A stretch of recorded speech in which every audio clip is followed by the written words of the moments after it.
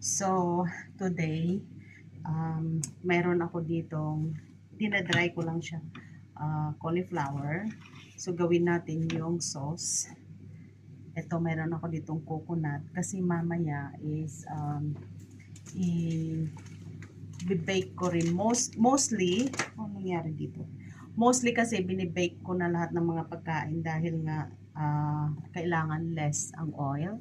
So, i-bake ko na lang siya para hindi na namin kailangan na mag-isa-isa para sa food niya. So, dahil siya ay on diet, lahat ng tao dito ay madadiet. So, ayan, coconut cream ito.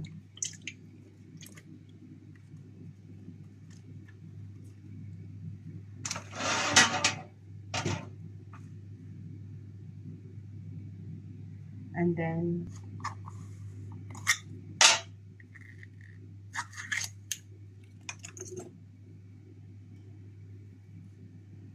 i-add natin dyan. Super fine sugar. So, 1 tablespoon na sugar. 1 teaspoon. Tapang. Spoon din itong garlic powder.